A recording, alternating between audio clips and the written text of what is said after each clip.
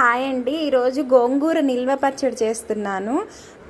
First బాగా ఆకుని ఒకటికి 2 సార్లు కడుక్కోవాలండి. బాగా ఇసుకుంటుంది, అందుకని బాగా ఆరబెట్టుకొని మంచిగా ఇలా చేసుకోవాలి.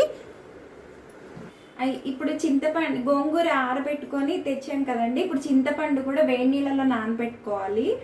ఇప్పుడు మెంతులు, జీలకర్ర, ఆవాలు తీసుకున్నాం, ఒక్కొక్కటి వేయించుకోవాలి. ఫస్ట్ జీలకర్ర, మెంతులు, ఆవాలు 3 ఒక్కొక్కటి విడిగా వేయించుకొని ఒక దాంట్లో పెట్టుకోవాలండి.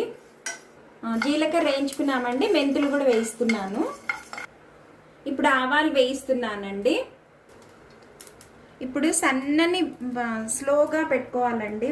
స్టవ్ హైలో పెట్టి వేయించకూడదు గోంగూర.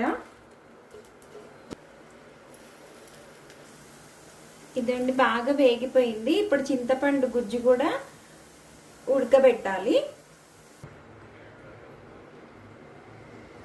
ఇది ఫిల్టర్ చేస్తున్నా అండి, ఏమన్నా నలకలు ఉంటే పోతాయని, అందుకని ఫిల్టర్ చేసేస్తున్నా. బాగా ఉడకాలండి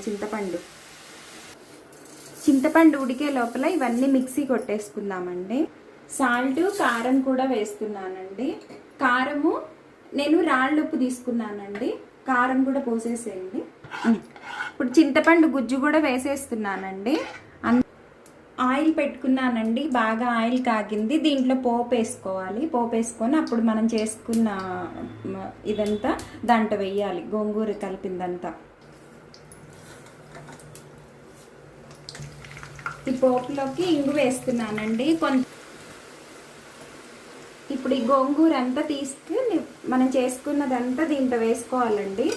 బాగా చల్లారి పెట్టేసుకోవాలి. చల్లారి పెట్టుకొని ఒక గాజు బౌల్లో కంటైనర్లో తీసి పెట్టుకుంటే మంచిగా ఉంటుంది.